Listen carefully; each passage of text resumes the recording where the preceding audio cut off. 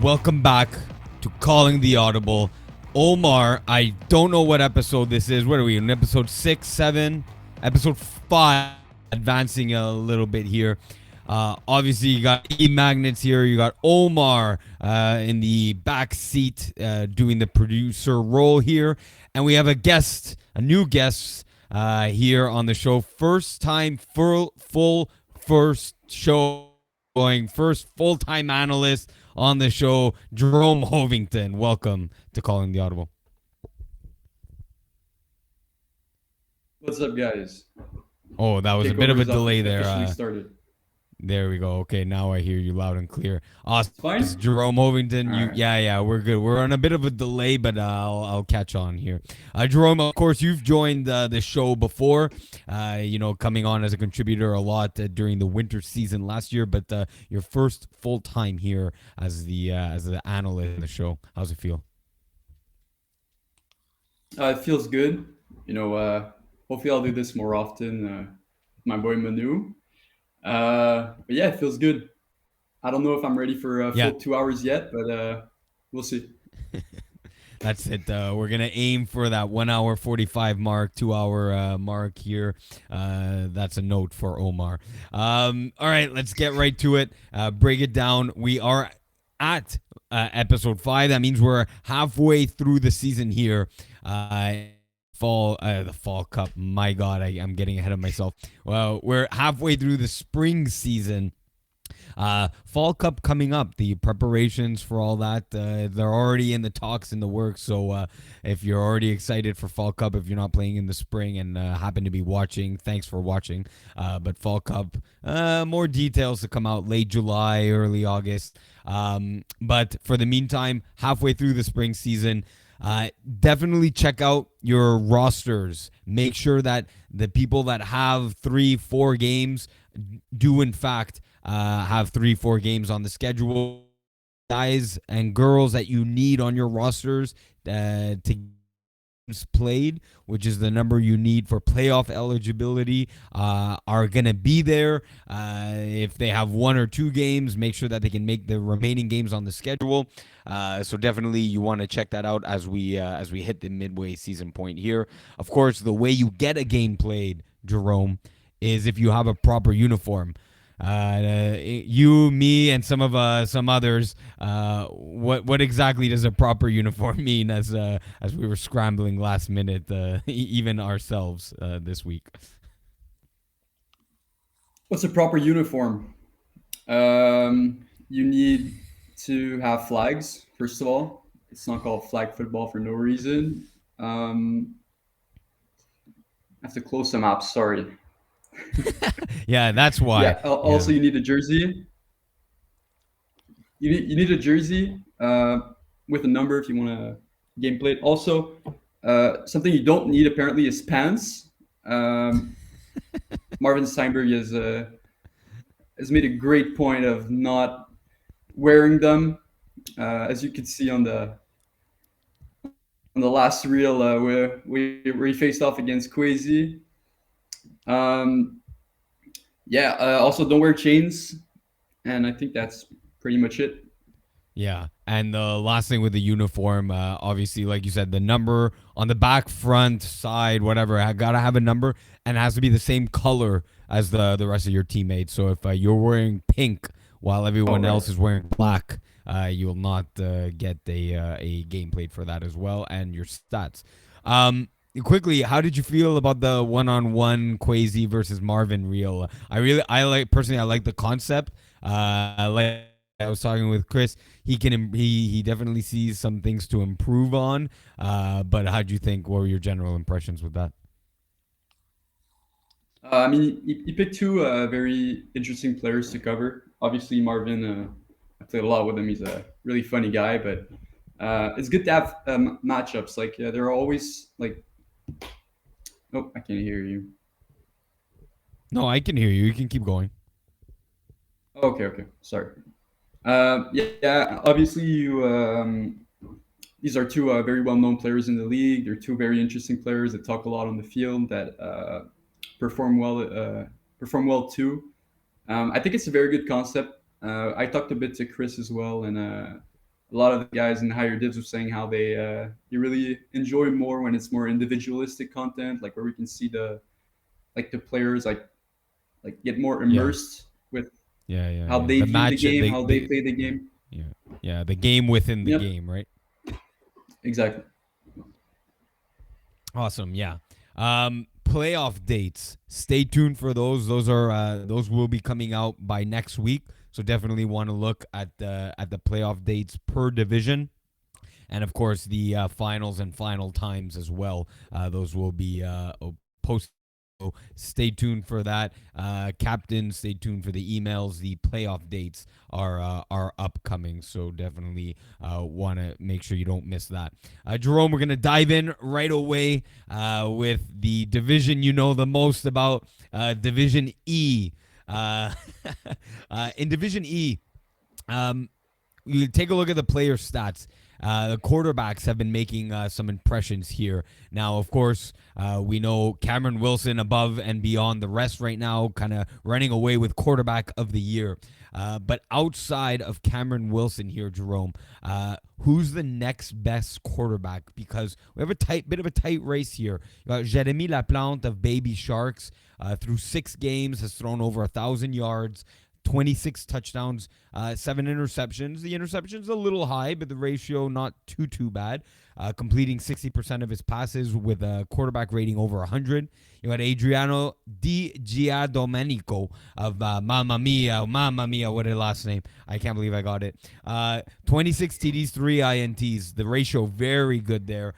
800 or so yards after 5 games. 78% completion percentage. That is notably high for Division E. 127 QBR, very much up there. Got Kevin Summers as well with the Warriors. So, or maybe even Chaz Presser enters the conversation. Who do you have as that next best quarterback amongst the QBs in Divi?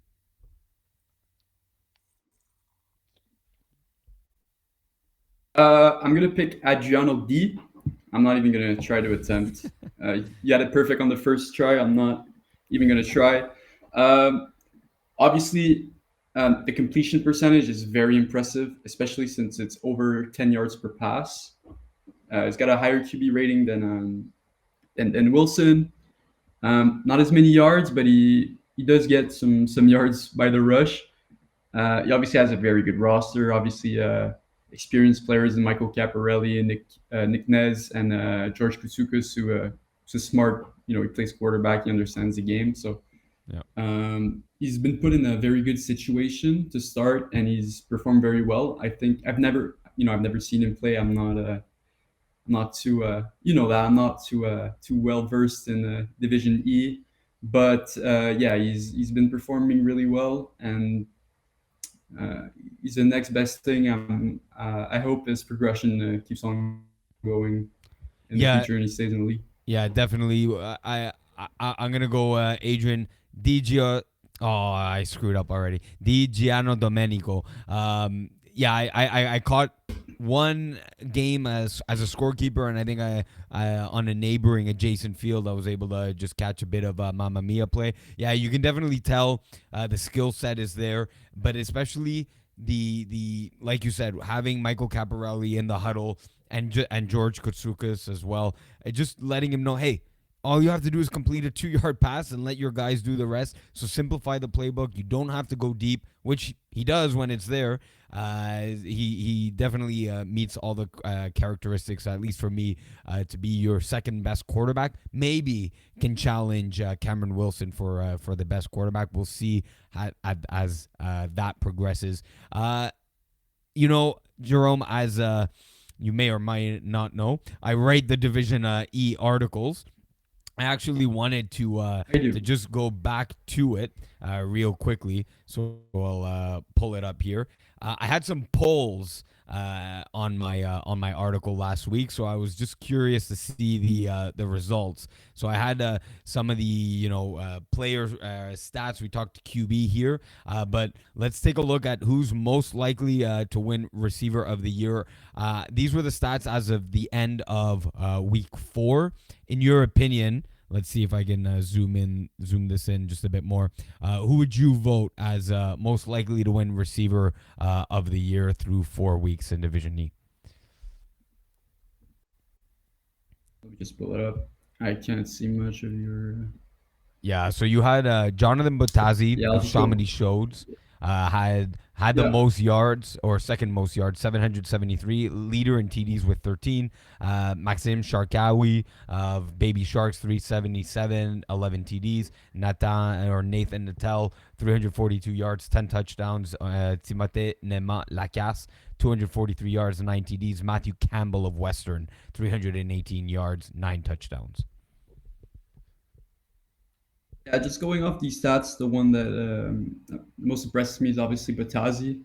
Um, first in second in yards, 13 touchdowns. It's the difference between the yards isn't that like it's not that much. Two TDs is more, but Sharkawi has a one less game played and only Yeah. 14 receptions for Yeah. 377 yards. Yeah. He's Yes. only caught 3 balls that didn't go for touchdowns. Yep. Yep. Yeah, I'd lock him all game. Like Yeah. just keep one guy like to follow him all game. So Don't mess who? around with it. He's good efficiency too. For 19 targets. And that Yep. yeah. So who you voting? Who am I clicking vote on here? Then between Batazi and Sharkawi. For now, I'd go Batazi, but All right. So yeah, I'm gonna click Sharkawi is that for that's your Jerome vote, and then we'll likely get the results here. That vote actually tied the votes here. Jonathan Matazi 8 votes, Maxim Sharkawi 8 votes as well. So you very much in line. The division is very much in line with Jerome's thoughts. Let's move on to the next one. Who's the best undefeated team? You had everyone undefeated, of course. Swiffer Wet Jets. Man, I swear I'm going to say it wrong, and I don't know what I'm going to say. But 134 points for, 51 points against. The one thing I'll say about the Swiffer Wet Jets is that this is a brand new team to FPF. No one has ever played, and to start your season 5-0 and your FPF career, I don't care the division, especially Division E. Division E can be very tough. Very impressed with them. Mamma Mia 5-0, 200 points for and more. No brain, no gain. 4-0, 163 points for, 67 points against. Western, as we know, 5-0, almost 240 points for, 62 points against. And Freshman XL, they were 3-0. Not as many points for, didn't eclipse 100 yet, but very good on the points against with 51. And Le Petit Carat Junior 4-0, 142 points for, 63 points against. Who's your Jerome's best undefeated team here? Western. The All right, we'll differential go with is the yeah, that's insane. crazy. We'll go with the Western vote. That was the clear favorite here. Again, Jerome, you say you don't know Division E, but my God, it seems like you know Division E. Uh, and and I gave some love here to the rushers. Of course, the rushers appreciate that very much. Based on the stats, and maybe you know some of these guys, but who's the best rusher in the division? You got Jeremy Steinberg, 12 sacks, 3 tackles in 5 games. Josh Besner of Western, 12 sacks, 5 PDs. The PD is a very underlying stat for rushers. Mark Haddad.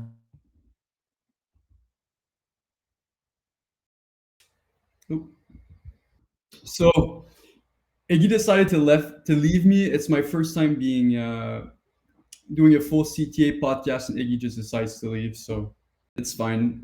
We don't need to hear Iggy. Doesn't have much interesting to say, anyways. So yeah, Jeremy Steinberg 12 sacks, Joshua Besner 12 sacks, Stanley Lewis, who wasn't on the poll, 10 sacks in 3 games with 2 PDs. Yeah, there are a lot of very good rushers. Mark Haddad too with 9 sacks and 14 tackles with 1 PD. Rushers, they never get love. They never get love. But yeah, Devi, you can see that there are some really good rushers with a lot of potential. Um, I'm gonna vote for Stanley because I think I've seen him play before, and he's very very fast, very talented. I've seen Jeremy play too as well, very good. Um, yeah, rushers. Everybody loves their rushers, right? Actually, I had a lot of debates with my teammates about what was the most underrated position, and everybody said rusher. Game recap: Team Timbo versus Best Worst Gust, however you say that. All right. So Team Timbo won 27-26. Viren Patel had a very good performance, throwing 39 passes, which is a lot for only 174 yards, but four touchdowns, 28 completions. It was Tim Horner who was the best receiver in that game, catching 69 yards for two touchdowns. And you also had an interception on defense, so very good performance from Horner. Um, it wasn't a bad performance from Felix Guillardo of Best Worst Gus either. Only 10 completions, 17 attempts, but 164 yards, four touchdowns, one interception. It's not bad. Alex Labonte had two big catches for 46 yards and two touchdowns, and Roberto Petroroya had three receptions for 66 yards and a touchdown. That's nice.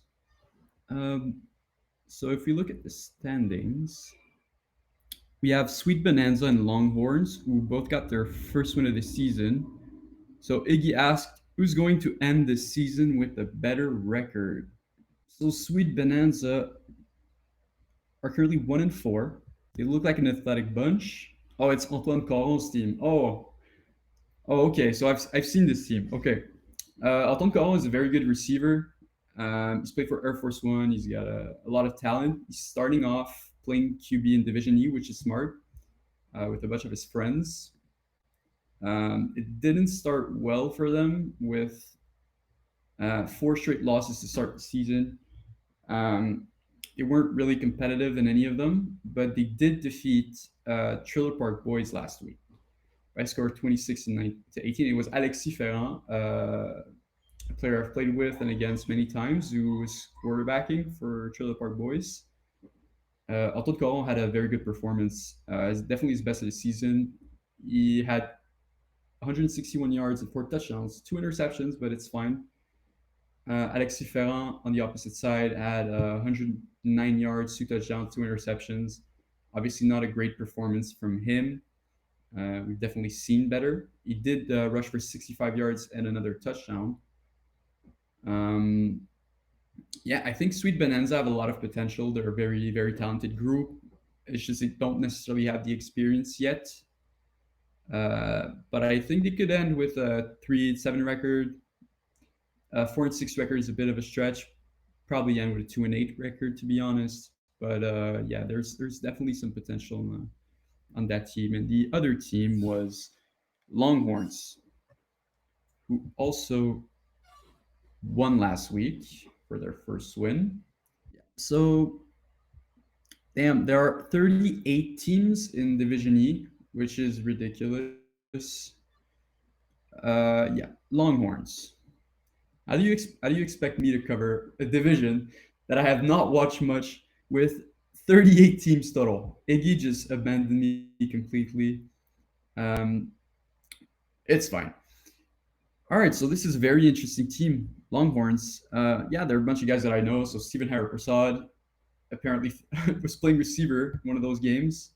Um, John Moody is a quarterback, 16 touchdowns, 6 interceptions, 9 sacks for 83 QBR, 50% completion. It's not terrible. Um, they won last week by a score of 7-6, which it's a common occurrence in Division E.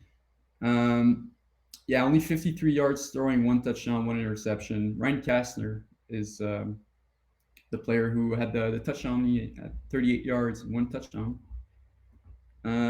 Great performance from Patrick Labatte defensively with one interception and four PDs. Um, yeah, I think it's probably a long shot for this team, considering how Moody has performed so far. There are definitely some there were definitely some close games. You know, they lost by one to Trailer Park Boys, put up 38.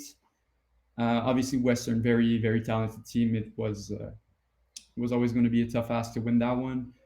They did lose by 9 to Warriors. Um, yeah, I think this is a very talented team. Karim Yasmin with 227 yards and 7 touchdowns through 5 games. It's a good team. There's some experience there. It's just probably going to take some time before the team figures it out. But only minus 50 through 5 games. It's not terrible.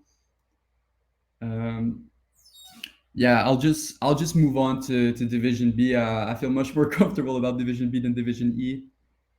So the first the first point is the game between Bruins and One Stop, which is tonight at 8 o'clock at Laval outdoors. So shorter field. Um, yeah, I think Mike Caparelli is not throwing tonight. So it will be it would be a big question as to who will line up at quarterback. Maybe George Kitsukos, who we've just talked about, is going to sub for them versus Bruins. Bruins an amazing defense, obviously with Mike Gersin, Marvin Steinberg, Gab Champagne, Nick Fawn. Um, do I think that One Stopper a better team tonight than Bruins? Probably not. But the questions at quarterback for Bruins are always going to be difficult. Now with Chris Vero, who's also injured, and with the cap situation, last week we saw Gab Wiseman throwing.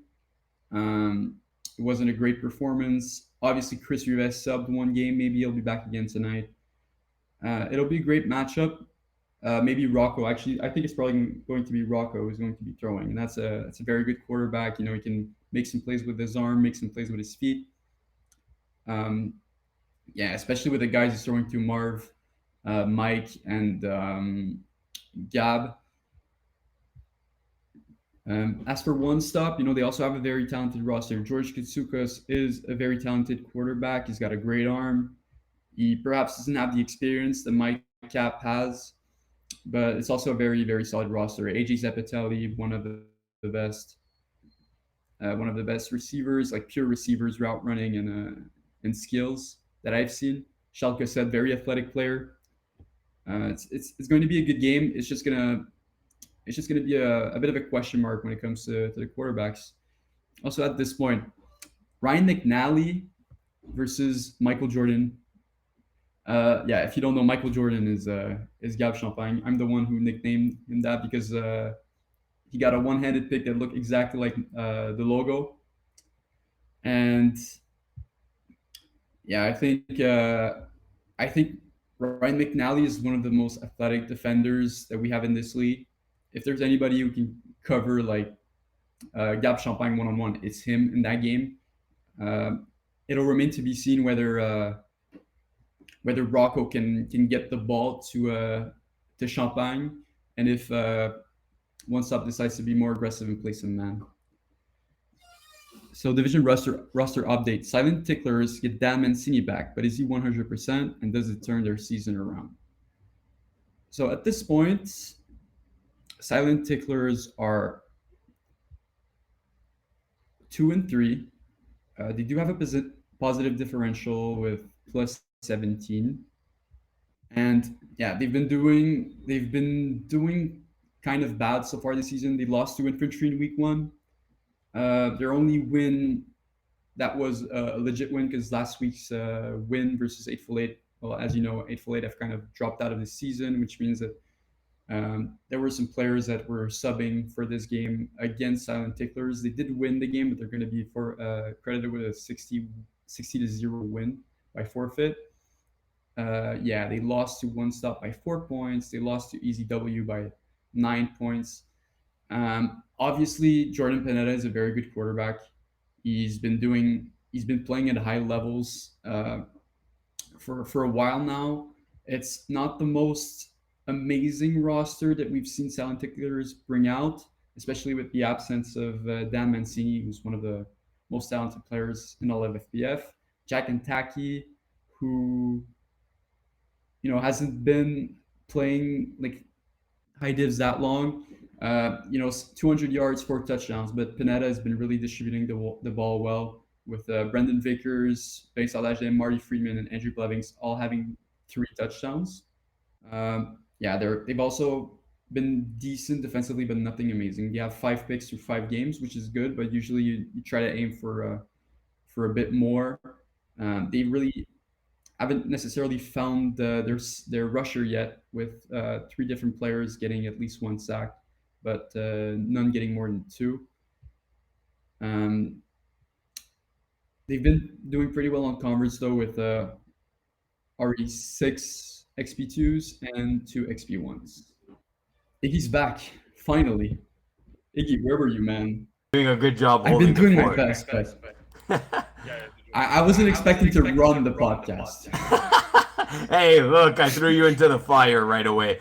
I've been hearing that you're talking about the Silent Ticklers getting Dan Mancini back here, Jerome. Yes.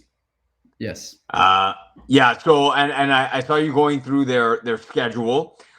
Look, yeah, they were competitive without him and Adam Rosen in the lineup. 4-1 stop. They lost by 9 to EZW. Okay, 9 is a 2-possession lead, but having these 2 guys back, at least Dan Mancini for sure. We're not too sure yet on Adam Rosen.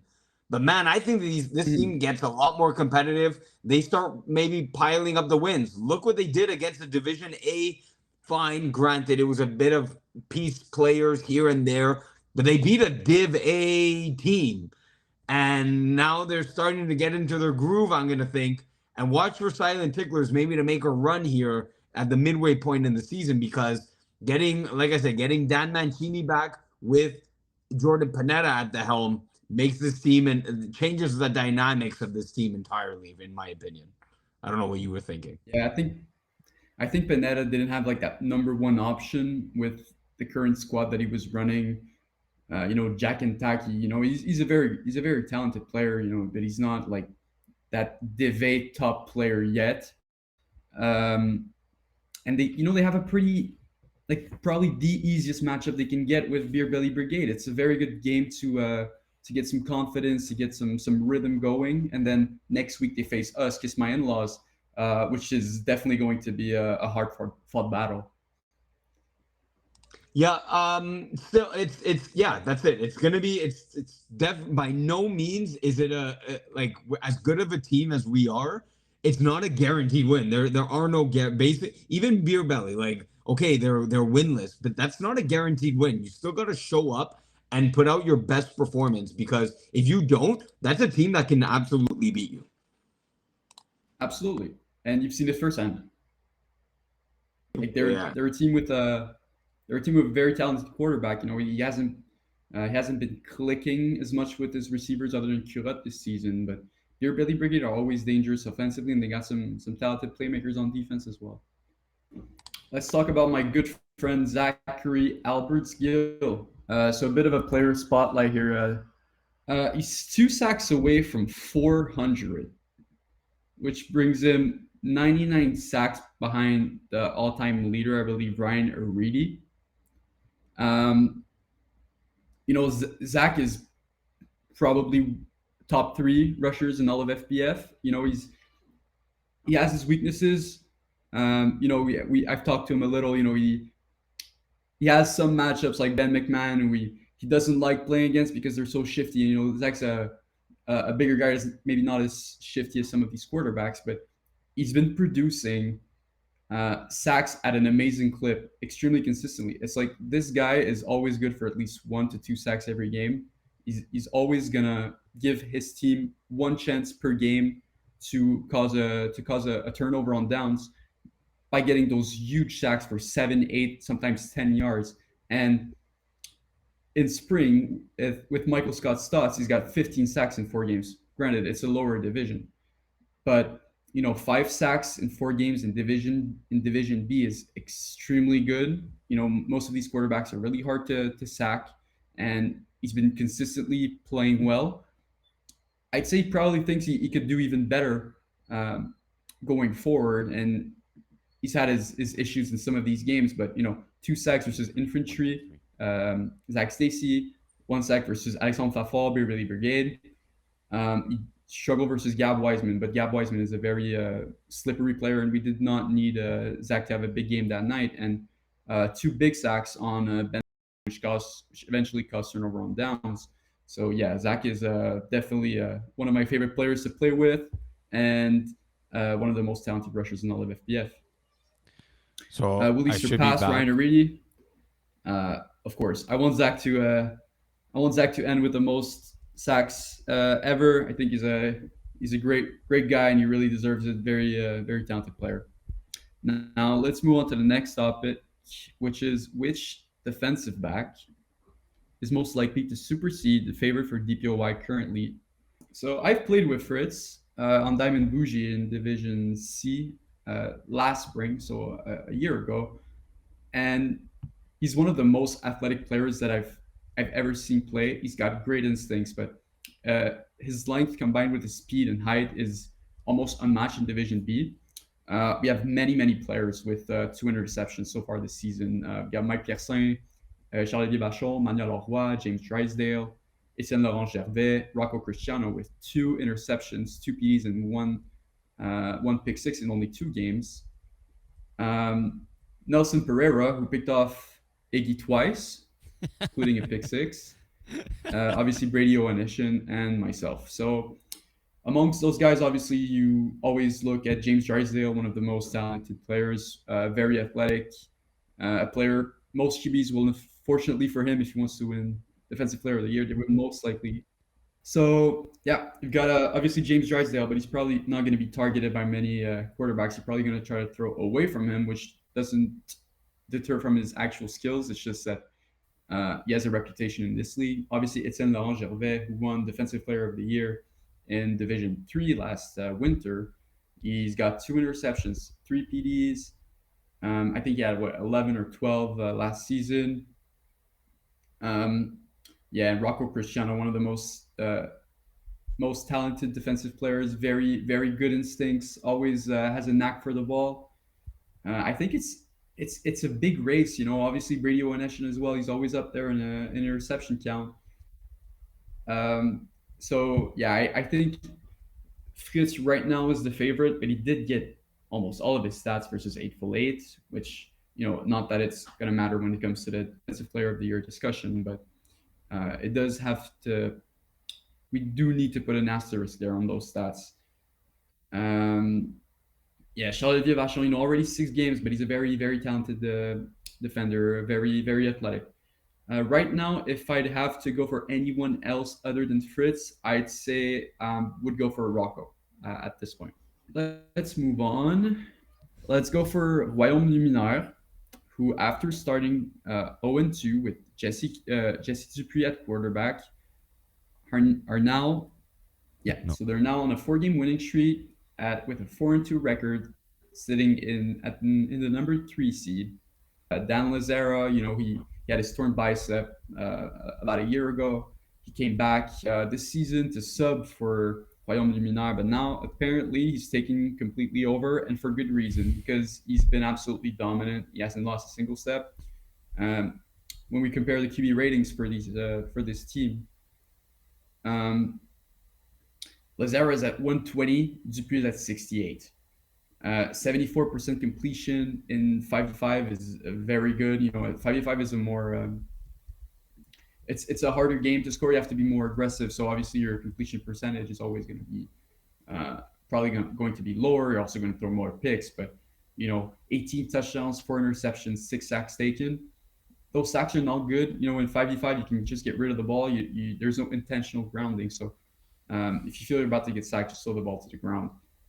But yeah, Lazara obviously has an insane connection with AJ Gomes, who I believe is the best player in all of FBF.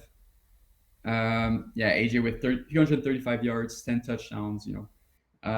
He's a guy that you just can't guard. The combination of his speed, his height, his route running, his hands, like he's able to do everything perfectly as a receiver. and he's also a dominant defensive player. He leads his team with 5 interceptions, and he's truly taken this two-way player of the year race like by storm. Like I don't see anyone else overcoming overcoming him, and I think it's almost already in the pocket for him. He didn't miss a game, but I don't think it's going to matter. Uh, yeah. So when will their winning streak end? We play each other on Monday, Diamond Bougie versus Royaume Luminaire, and it's been a really good season for Diamond Bougie, who are now sitting at 4-1 with 57 positive points differential after losing to Royaume Luminaire in week 3, our second game by a score of 32-14. We've been on a roll, scoring 32, winning 32-28 over Party Crashers, absolutely dominating the Jamesons, winning 48-13, and last week winning 41-32 to KGP. I think we really want revenge. I think this is a game where we know we're probably the underdogs going into this one, especially with how Dan has been playing. But if you leave again, I swear I'll cry. It is my dog. Oh my god. You heard my dog heard your dog and started going crazy. Good I'll job. just mute myself until I'll be No, back. no, no, it's fine. My It's turn fine. to leave. Oh, and now it's your turn to leave. You were Okay. on Division A, weren't you? No, I was going through 5v5 actually. Okay, 5v5, yeah. Yeah, so Yes, I where was were we? talking about the matchup. Yeah, so I just skipped over women's because I didn't feel comfortable. I heard. Go. I heard. All right. All right, so yeah, I was talking a bit about the Diamond Bougie versus Royaume Luminaire game that's coming up next week. Yeah, how it feels for us, like it's a revenge game, and Yep. that we know that Dan has been absolutely cooking at quarterback so far. And yeah, So we what's the game plan? Like what how are you going to stop, like you said, the player that you think is the best in FPF? How are you stopping AJ Gomes? well, our initial plan was having Mr. Michael Jordan, Gab Champagne, covering him in man. And unfortunately, as good as Gab is, I don't think there's anybody who can cover AJ one on one. He's just way too talented. He's too fast. It's like even if Gab's like the perfect build or the perfect athleticism to stop him, you just can't. Especially now when Dan's throwing and putting the ball in the perfect pockets. So we're just gonna have to be very unpredictable defensively. Yes, yeah, you're The gonna door have is to closed. mask. I'll be Yeah, you're gonna back. have to mask a lot of your coverages. You're gonna have to pretend to be in man and go into a zone. Don't worry, Jerome. It's okay. I can handle it. You can leave me. It's one sad relationship. Yeah, you're gonna have to disguise your coverages absolutely against Dan Lazara. Make him think it's man, and play into a zone. Yeah, it's gonna be hard, really hard. Even if you're bracket coveraging AJ Gomes, Dan's gonna lean and look that way, and then open up. It's gonna open up other areas of the field. It's definitely gonna be a matchup that you're just gonna have to hope that Dan makes a mistake on one drive, and you're gonna need Jules to be perfect. And so far, he's been really good. He's putting up second Yeah. best QB numbers in the division right now, and you're just gonna simply have to outscore Royaume Luminaire right now. Like right now, you guys have been scoring 41, 48, 32,41. and you put up Yeah. and the one game where you didn't put up numbers was the game against Royaume. And if you're gonna beat Royaume this time around, you're gonna have to beat them by 1 or 2 more points. Yeah. Well, the positive thing is we only allowed 32 points, which honestly, Yep. like with how we've been playing the last 3 games, I think is enough to win again. Gilles had a tough game. It was he's just starting the five. He's just starting the 5v5. He's got to adjust to playing against these top defenders. But he's been playing so well that I think like we're definitely going to be more competitive. And the game that we played them, Gab had 2 interceptions, Marv had one. We picked off Dan Lazara 3 times, which is something that doesn't happen a lot. It's just that we weren't able to score the ball. So I think if we're able to score the ball, if we're able to score, maybe put maybe 5, 6 touchdowns on the board, I think we win that game. But yes, it's always going to be tough to stop Dan, who's also get gotten more reps at the 5v5 level, and has improved as well. So we'll wrap up here with this segment with just going through Royaume's schedule because, like you said, they started 0-2 on a 4-game win streak. So where does that win streak end? Let's put aside the game against you, and let's say, do they beat Braves? I mean, it might just end right there. No, Yeah. it's So going okay. to end right So there. The thing is, so Braves so have so much more yeah, experience than yeah. every other team.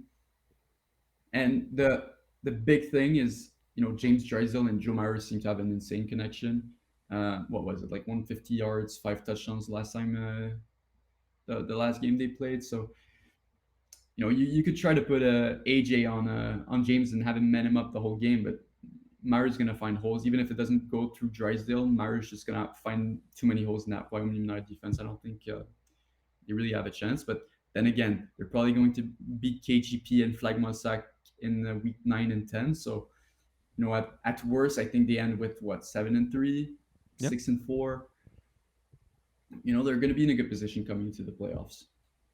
Right. So, like you were saying, Braves and Romero, James Drysdale, that had that connection, 7 receptions, 168 yards, 4 touchdowns. They were playing against the Jamesons with QB Jeff Rosenblatt.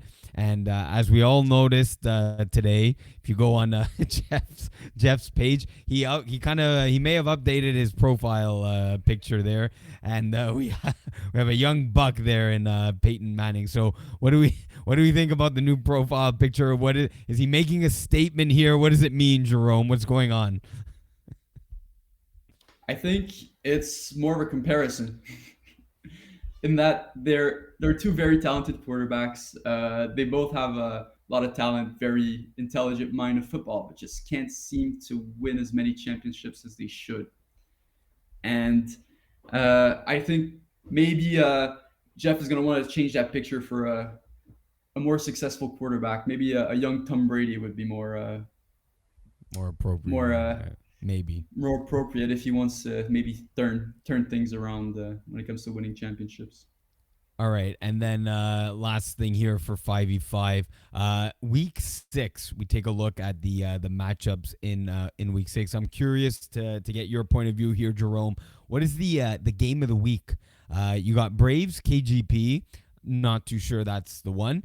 I'm curious more between the Jamesons, Party Crashers, a battle of teams I believe sitting with 1 win right now, or is it your team, Diamond Bougie, going off against Royaume Lumina? I think Tyrone Bougie versus Wyoming Luminaire is probably a more interesting matchup, especially with the revenge game aspect of it. But the Jamesons versus Party Crashers is going to be very interesting as well. The Jamesons started off not great. They lost to Flagmont Sack in week 1. It's like, okay, yeah, it's first 5v5 game ever for Jeff. It's not the end of the world. Then they beat Royaume Luminaire with Jesse Dupree throwing, but then they get absolutely obliterated by us, 48-13. Jeff couldn't do anything. The following week, he plays Braves, and he doesn't win, but he performs pretty well. Scoring 33 versus Braves in 5v5 is very solid. And then putting up 32 points, losing by 3 to Royaume Luminaire, that's a good result. Party Crashers, they've been good. They're a really good 5v5 team in my opinion, but they just haven't been able to get over the top and win. So this is more of a team, more a matchup between the teams that are like, we need to win this game if you want to make the playoffs, maybe get a higher seeding. Obviously, seeding, I'm not sure it's going to matter because I believe the first seed is picking who they face in the first round. Yes. But yeah, What do Party you think Crashers of have been that? right there in all of their games. I think it's What do you? it's interesting. Yeah. I'll I'll recall us in Coed 2 last season when we played Bal Profond, and then we played IG Team, where we were like, man, those are some good like 16, 15 seeds. Yeah. So also I think it gives a better advantage to having the number one seed. It brings more importance to it because you get to choose your matchup. A lot of games in higher divs are highly matchup dependent. There are some teams that perform better against other teams, and having that luxury of choosing who you play is good, but it could also backfire. Um, That's the interesting part, right? it's like if you pick them and then you lose, it's like damn, like oof, kind of Yeah, embarrassing. exactly. Yeah. I mean, like you're gonna probably pick whatever you feel like is the better matchup, but that other team comes in with a lot of heat, and they're gonna let you know that during the game that you picked to play them, and they're gonna let you have it. And like you said, yeah, it could be a bit embarrassing if you end up losing that game for sure. Yeah, All right, I think the Division more A. interesting question would be, Oh, yeah, oh, yep. okay, No, no, I had no. an Go. interesting What's question. the, what? Like, Yeah, yeah. What's the interesting question? Go for it. who's the team? Who's the team? Because we know it's going to be Braves. Who's the team that you think Braves would not choose? Like if they have to like the last team they would choose, who would that be? I think it's Party Crashers. I think that defense is so athletic that it can compete and slow down the Braves offense. Look, you're not going to completely stop and have Braves put up 6 points. That's just not going to happen. But if you can limit Braves to 24, 28, even 32 points, Fred Dupree is capable of driving the field and scoring more than 32 points. And if there's one defense that can limit the Braves offense and not, pour 50 points, I'd have to go with Party Crashers. Agreed. All right, Division A. In Div A, of course, we spoke a bit last week with KGP struggling here. Mhm. But KGP has 2 games on the schedule this week. They play Party Crashers first, and then Spearhead a little later in week 6. Which is the bigger game, do you think, Jerome, for KGP? And which game are they more likely to win? Right. So for KGP, it's this week is crucial because if they lose both, they're probably out of the playoffs. 0-6 with I'm not sure who the rest of the games they have Well, they that will be, but talking interestingly 0-6 would enough, be Jerome, they do play Wyatt's Rejects with 1 win on the season. They play them twice. So even if they lose both, if they do beat Wyatt's Rejects twice, that may solidify their playoff spot. right. So those two games are probably going to be the most important ones then the face off between two teams. But then again, if it's 1-1 each, and these two games that are this week, so Spearhead are also 1-4, and they've been struggling to start the season, but they had a very good performance versus Mangoose. Absolutely dominant defensive performance. I was there for the game, and it seemed like they were just way too good defensively. Like Nick Schaefer couldn't even move the ball. He didn't know where to look. And then last week they played the Braves, and they only lost by a single possession. Uh, I believe they did stop Joe Mauer, which is not something that a lot of teams are able to do. And Jeff has kind of found his mojo back. He's getting, he's actually they didn't stop him. No, No, I don't but think they only did. six I was possessions that game. They scored in every yeah, single one of them. Jeff but scored they in slowed the game down. Yeah. no, yeah, which is a smart strategy. We saw yesterday we went in a shootout with Braves, and they're just going to beat you on converts. So slowing the game down could actually be a good strategy against them. But I think Spearhead is the most important game, but Party Crashers is probably the more winnable games for KGP in my opinion. Yeah, I would agree there. They really I think they can beat Party Crashers, but like you said, with Spearhead only sitting with one win as well, or not as well, just one more win than KGP. Yeah, I think the more important game is against Spearhead. Speaking of Party Crashers, though, they are currently sitting at 3-1, second in Div A.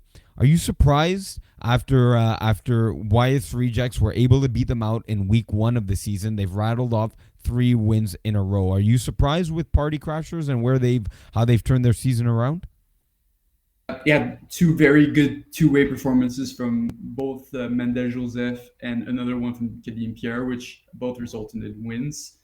Um, there's a bit of question mark when it comes to the quarterback situation with Fred Dupuis, being on the roster for 3 games, but I think he only played one where he threw and he did great.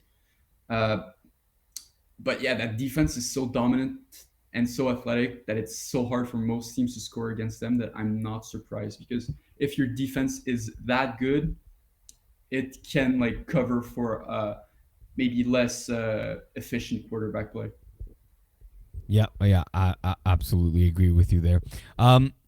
Jerome, we're gonna ask, we're gonna find out your thoughts on what's been the story of the season so far in Division A. But before we do that, you did mention that Braves faced off against Spearhead, and that game actually came down to the final 4 plays for Spearhead with a chance to win the game. And Mo Khan was scorekeeping the game. And Mo Khan has a little short clip for us with his thoughts on the game. Omar?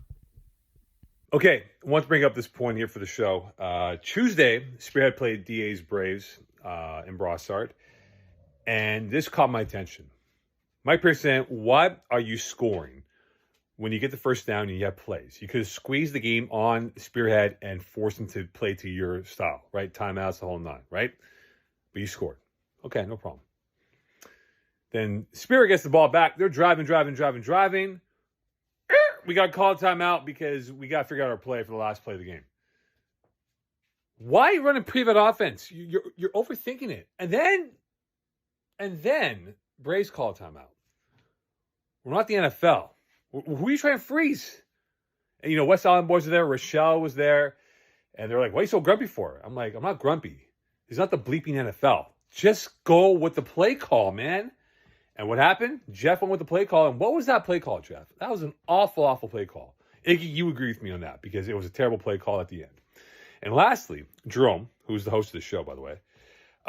You ever notice when Iggy gets really excited on the football field?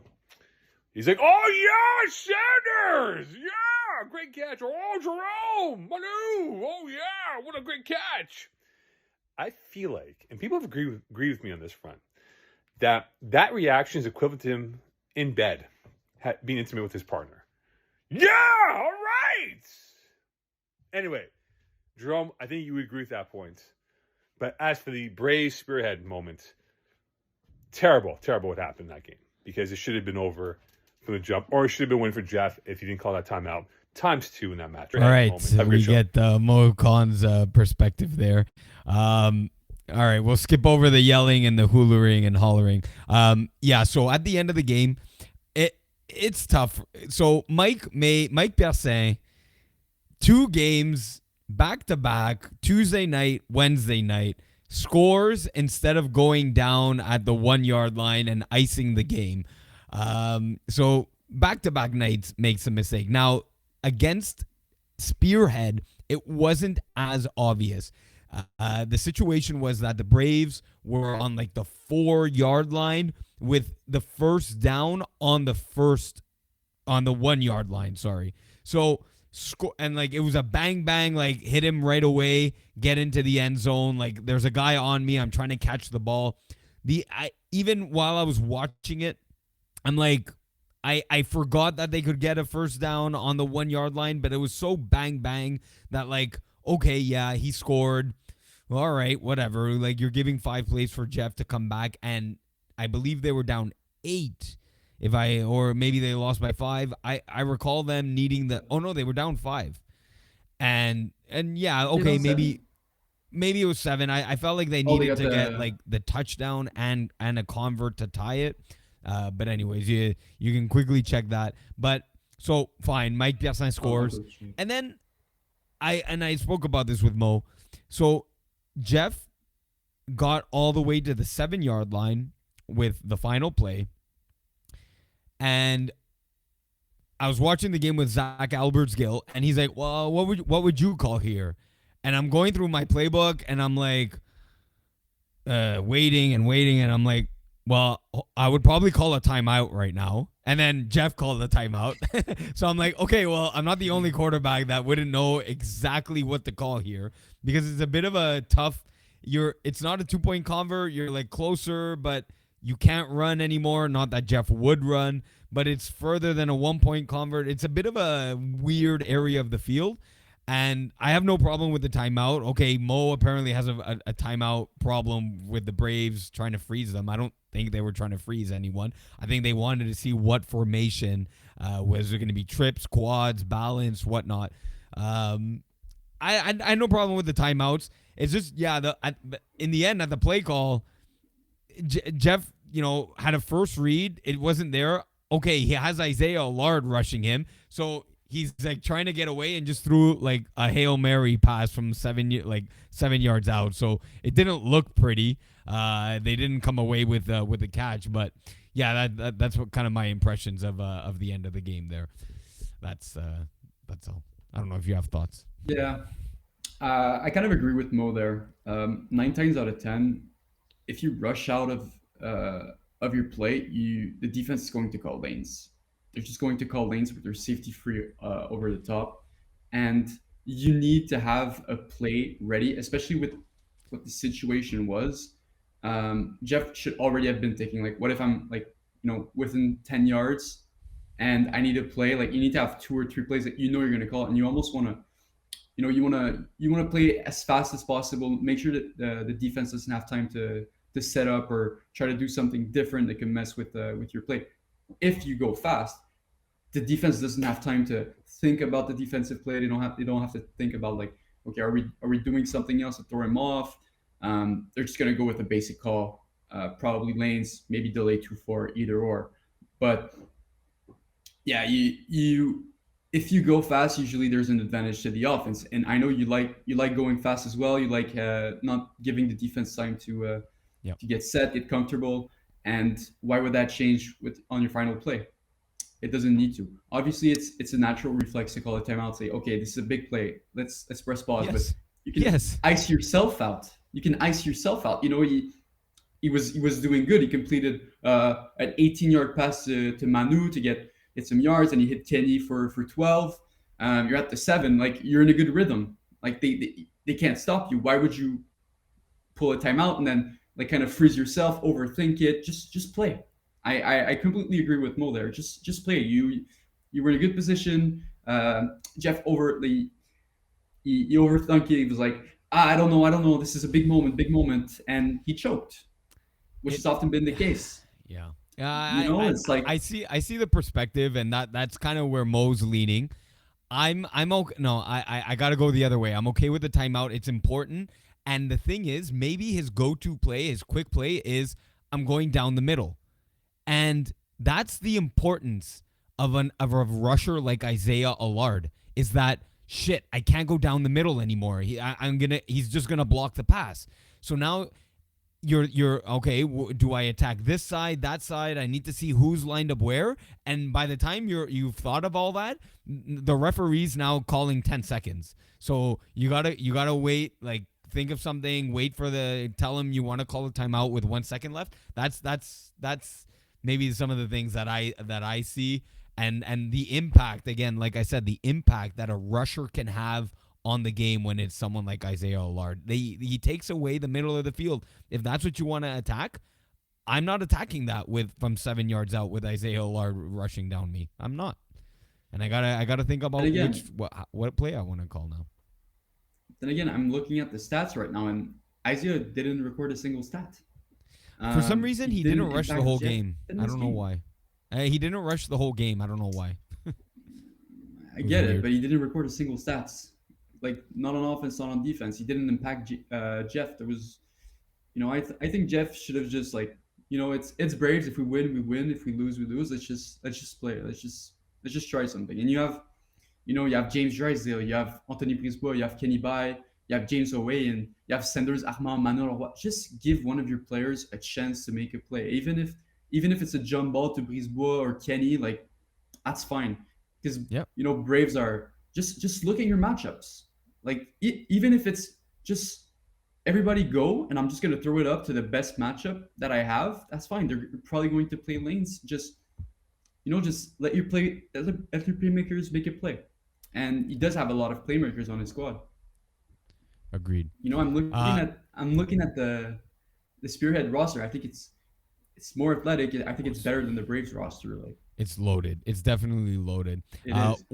One thing that is loaded as well, the women's division, Jerome here, as we shift over to the women's B division. Last week we previewed Red Nation versus Supernova, two teams going at it, and asked whether the loser would be eliminated at a chance at the number 1 seed. Now that Red Nation won, and it's just a straight up question, Red Nation won, will they finish as the number 1 seed? Yes or no? So for It's more it's hard to context, say at this point, yeah, go. because you look at the standings and you can clearly see there's like 5 teams that are competitive, that are really like that have a chance to beat any one of the other teams, and then there are 3 teams that are just not on the level yet. And yeah, Wolfpack, Ibu, Red Nation, Supernova, Lepsniet. These are all good teams. These are all teams who are probably going to play each other. And yeah, you say like, oh, Red Nation versus Supernova, the team who wins, but like they're all going to play each other again. And so far, it's been Wolfpack who's been the best. They're the team that beat Red Nation, but Red Nation are going to they're going to face them again. They have another shot. So it's too early to say like who could get the first seed, since all these teams play each other, and there's no easy road to that number 1 seed for any of these teams. Yeah, for sure. Yeah, I mean, Wolfpack have had the easier matchups as of now. Red Nation is gonna get a chance at those. Look, they have A Town coming up, Wildcats, Les Boys that you mentioned that are struggling right now. They get Les Boys again, Wolfpack again.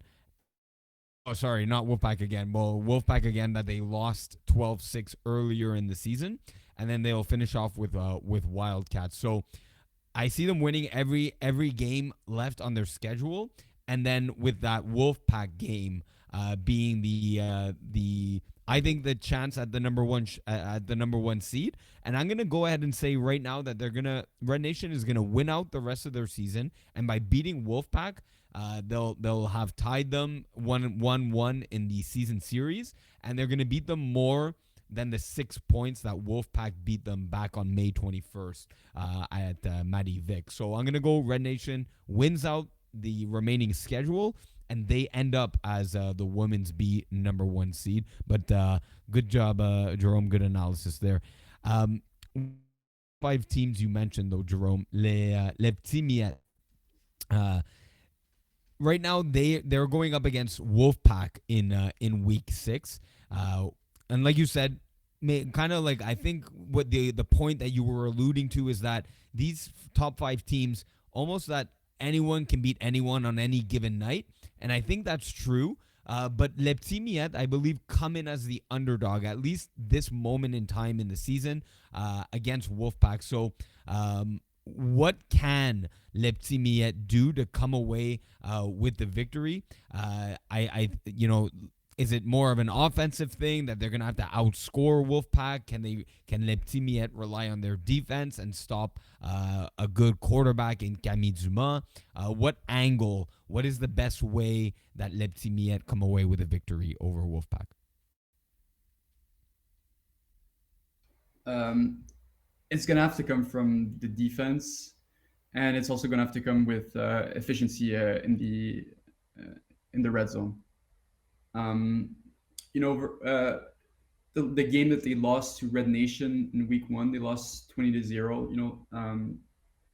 Morgan Cosimano Valois had 22 completions, 34 attempts for 183 yards, which is solid, but then no touchdowns and no interceptions. So every single possession ended with a turnover on downs, and they maybe there was a yeah, every single possession ended with a turnover on downs, and they did not even get their hands on one ball defensively. So it's going to have to come through through creating turnovers on the defensive side of the ball, and if it comes to it, like just take shots deep and just hope that you score. Because if they get, they can't get shut down again, and it's obviously um, we see that there are two types of games in women's B divisions. There's the top five teams who play the three lowest teams, and those games end in complete blowouts. And then there are low scoring affairs when it's two very good teams facing off. So you have to take shots, especially 5v5. You have to be aggressive. You have to play vertically and just take a lot of risks. Yeah, I agree. And Morgan Cosimano Valois has been clean. 13 TDs, 0 INTs. I mean, I know a lot of those touchdowns are going to come against Wildcats where they won 58-0. But otherwise, not throwing interceptions. And yes, there's a lot of turnover on downs. But Jerome, like, you play 5-on-5 now. That just means that the ball goes on the opponent's 5-yard line. So not the end of the world that you're not scoring on every drive. She does have the arm, like you say, to sling it deep. And for her receivers, especially Erika Roussel, Esther Morin-Struthers, her snapper, Magali Ruel. These are all players that can stretch the field vertically. I think defensively, like you said, they didn't get a lot of hands on their balls in the week one shutout where they got shut out. But Magali Ruel, like I mentioned, defensively has 4 interceptions for this team. Elodie Roussel has another one. The key player, I think, for Le Petit Miette coming up against Wolfpack is going to be Melisande Gertin. She's very, like you said, being aggressive on defense. She's one of their more aggressive defenders, along with Magali Ruel. I think between the two of those, if they can get an interception each on Camille Dumas, that's going to be the pipeline for a Petit Miette victory. So very much in the same vein, I think you and I are thinking there. We'll move on to Women's A, Jerome, where we had a bit of a light schedule in Women's A. We had there was a tournament, I believe, that Matrix players on Matrix are coaches on teams for a provincial tournament. So unfortunately, they had to forfeit both of their games against Cayenne and UQ de Trois-Rivières. So the only game we had on the docket was Sub-Zero versus Cayenne. They had already met up twice this season. And Sub-Zero coming away with a 26-13 victory means that they clean swept Cayenne, going 3-0 against them in the regular season. So the obvious question here, can Cayenne beat them in the playoffs? Anything can happen. If you look at the results, they were, the games were, they were pretty close. The Sub-Zero won by 5, then they won by 6, then they won by 13. So these are still very competitive games, and when we're talking about one possession games, one play can absolutely change a game. Hold on. Yeah, I think your dog wanted to get some input on Sub-Zero there. I don't think he agrees with your take. Oh, did we lose Jerome? Just let me know. Okay. Yeah. All right. Sorry, my dog started barking. Yeah. He didn't. He completely didn't agree with your take. Who? Your dog. Oh no! He was like, "What?" No, But yeah, close games that they played Sub-Zero are so too far. good. Yeah, yeah, exactly. So yeah, close games that they played so far, and even the first half of this last battle that they had, Sub Zero only had a 6-0 lead in come at the half point or at halftime of this game. Um, Cayenne started with the ball, so Sub Zero had the 6-0 lead, knowing that they would start with the ball in the second half, and were able to pour 20 points on the Cayenne defense. But they only won each half by one possession. I mean, obviously, a 2 possession lead and win is a solid win. But Cayenne has, like you saw and analyzed, they've been right there, whether it's in either half of this game or like a 5 point loss and a 6 point loss, I believe. So they're right there, and it's Sandrine Gobet Huot. If there's one quarterback that can beat Sarah Parker, give me Sandrine from Cayenne. What else did you see from the stats, and break it down here? Because both quarterbacks did fairly well, 200 yards each, impressive. No one could really stop Laurence Pontbriand from Sub-Zero, in my opinion. Yeah, I think that's it. And I've played against Laurence a couple times, and she's as good as, if not better, as like a lot of men players in FPF. Yes, absolutely. Like Yeah. she's tall, she's strong, she's fast. She's got really good skills. There's always going to be an advantage for male players when it comes to in co-ed, and you can see it. But Laurence is one of those players that you're like, she's as good or even better as like most men that play in FPF. And Yep. combine that with Sarah Parker's skills as a quarterback, and you have a way better opportunity to score points than most of the other teams that they face. It's just that connection is always going to be very dangerous and very hard to stop. Yeah, I agree. And another thing I pick up from the game recap here is that Sarah Parker ran for 13 yards. And as you know, you cannot run directly after taking the snap. So that means there was a handoff somewhere in there, or a double quarterback play. So Sub-Zero's trying things out in during the regular season. They're trying new plays out there where Sarah Parker has the option to run. So interesting stuff, that little things that you pick up like that. But of course, two snappers in this game, Jerome. On one side for Cayenne, you have Mathilde Renaud. On the other side, you have Sarah Cormier. Two awesome snappers, probably the best in the division. Who would you pick if you were quarterbacking a team in co-ed? Who would you pick to be your snapper? Mathilde Renaud, a bit of a longer, a more rangy player, great size, great speed, great hands. Sarah Cormier, a little on the lower end, but she's that shifty player, reliable hands, and very much in the red zone, a threat in the red zone. Who's the snapper that you'd go with, Jerome? I would go with Sarah Cormier.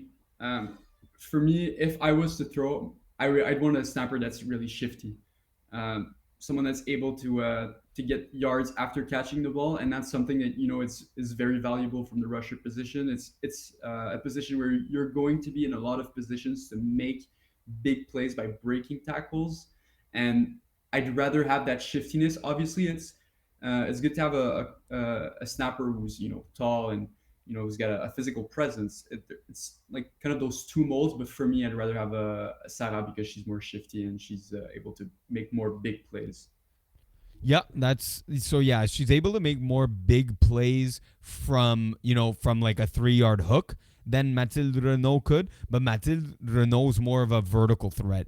So if you're a quarterback that has a big arm and likes to with your snapper, Mathilde Renaud is your snapper of choice. If you're the quarterback that's more dink and dunk and let your receivers beat out tackles and gain yards after the catch, Sarah Cormier is your snapper. And for converts, if I'm the quarterback, while I think driving the field, I would prefer Sarah Cormier as my snapper. I think for 2-point converts, I like that a bit more of a physical presence. Longer, vertical and I would prefer Mathilde Renault as my snapper if I was going for 2-point converts. Just a personal preference of mine. I see it with someone like Amélie Durocher, who doesn't play in the women's division but plays in co-ed and in men's division. And I love her physical presence on the 2-point converts. So I see a little bit of that physical build in Mathilde Renault. So I love the differences, the analysis there, Jerome. Very well on point. You definitely know your women's division snappers here. Very obvious. So from women's division, Jerome will go in to co-ed, the co-ed world, make a seamless transition right there, and we'll start with co-ed 1. You played co-ed in the winter, and you're somewhat familiar with the co-ed 1 and co-ed 2 world. So we take a look at the co-ed 1 standings. The standings took a not much of a shift in the standings, but some lower-ended teams in Le Porcinet and Kiss My End Zone, who had 1 win on the season, got huge victories over the IG team from Kiss My End Zone's point of view, and over Vultures from Le Porcinet point of view. So, the standings are now more truncated, in my opinion, with IG team taking a loss and Vultures actually slipping out into the 7th seed and now at risk of not making the playoffs.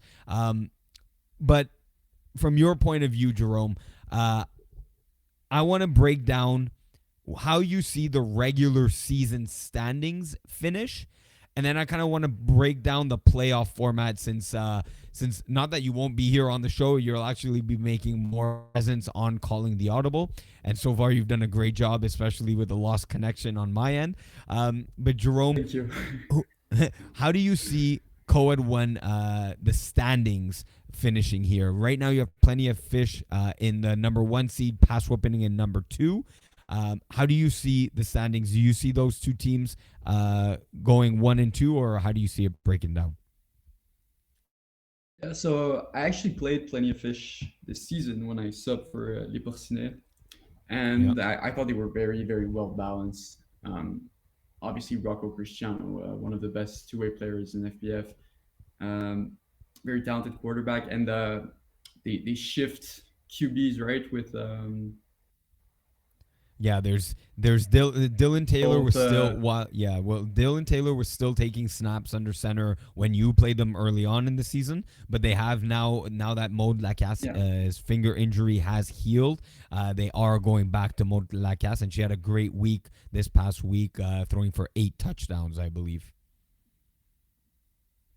Right, and obviously Maud is one of the most talented female quarterbacks. I've actually played against her in Division C when they tried their hand at that, and she was, she's very, very talented, and that also allows you to have 3 receivers, male receivers on the field, and with how much talent they have at the male position, it's a good combination. If you can pair a very talented quarterback, a female quarterback, with 3 very talented male receivers, you're always going to be in a good position to win. So that's why I have them finishing first. Okay. Plenty of Fish number 1. Then I went for IG. Yeah. Then I went with IG team, and despite the loss, I think that Ginzi Alexis is able to use his feet more efficiently in the co-ed 1, and it's not necessarily like running, but his ability to evade rushers, as we saw yesterday as well, is elite, and he has a lot of great options at the receiver with obviously Jordanson, who are able to get open with a lot of athleticism when the play breaks down, which is a huge advantage for this team. Which it's a team that's well built for Ginsley's style of play, which is why I have them finishing second. Okay. Number Then 3. in third, I had Easy Fun. In a similar vein, and as I said yesterday, I feel like, uh, though it's a weird comparison, I feel like Jay White and and Ginsley are very similar in the way that they play. It's a Yeah. more like I said, it's they're more like square with the feel. You know, a lot of quarterbacks like naturally you're kind of like um, you know Yeah, so like you're facing like a turn certain side of the field yeah. when you're throwing. Yes. Yeah, Yes. and both of those guys are always scanning the field. Like their ability to see the left and the right at the same time uh, is a very good skill, and it's an even more valuable skill in co-ed because there's usually more space to exploit. And also they obviously have Alexandre Barros, Nathan Desjardins, very talented receivers and defenders, which is why I had them number 3. At fourth, I went with Kiss My End Zone. Just because I trust you, Iggy. I think you're one of the most talented quarterbacks ever. Uh, Oh. aw. You have enough Yeah, and targets, Jerome. You have enough, okay? I don't have enough, never enough. But yeah, I mean, it's also a very good roster. You know, Isaiah, having Isaiah as a rusher is always going to be huge. Definitely the. Wait, is he on this? Is he on the squad? Yes, he is. Yes, yes. Wait, you have 2 rushers. So you have Isaiah or Joey, so it's even Yes. better. So you can alternate your rushers for different matchups. You know, if you play Yes. Ginsley, you let Joey rush. So it's a so I can see that the roster is very like adaptable, and obviously you have the demon Sanders Armand, which is a player that's extremely physical, extremely tall, and can jump, and he's fast. And those are all skills that are very well oiled for co-ed. And Audrey Lajoie, who's been absolutely phenomenal so far. You saw She's a leading receiver. yesterday. Oh yeah, You saw yeah. yesterday.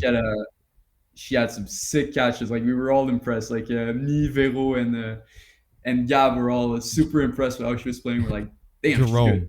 Jerome, I'm not kidding.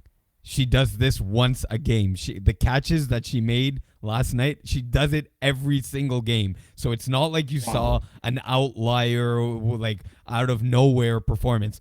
Like these things that you saw, she does it on a regular basis, and I shouldn't be shocked anymore. But it's just the plays are so like amazing, like they're breathtaking that like I can do nothing but like give her so many props when she comes back to the huddle. But yeah, she's a stud. I'll be back. My dog started barking again. It's fine, Jerome. God damn it.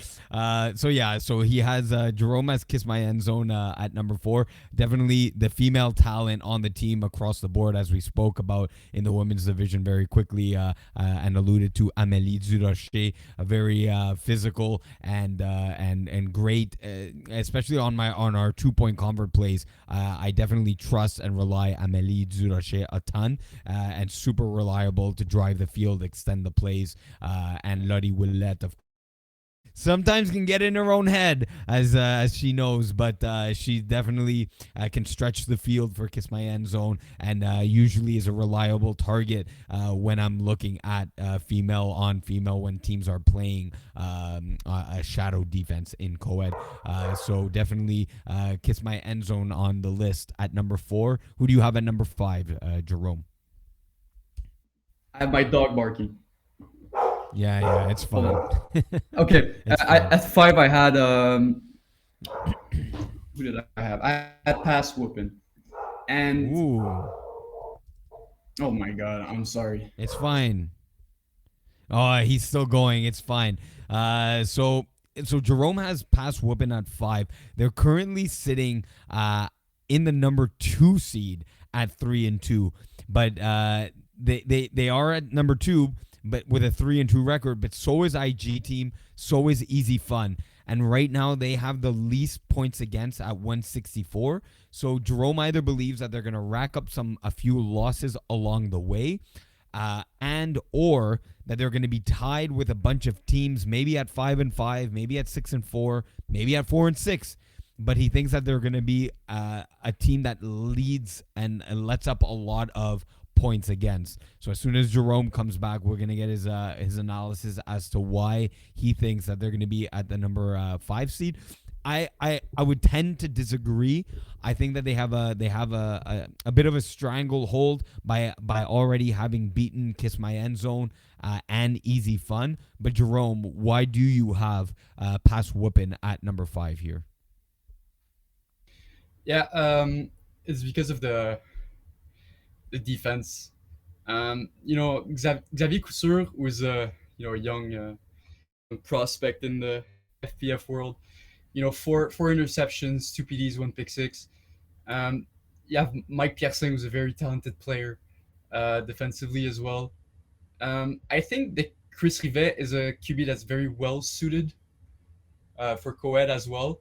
Gets accurate balls out.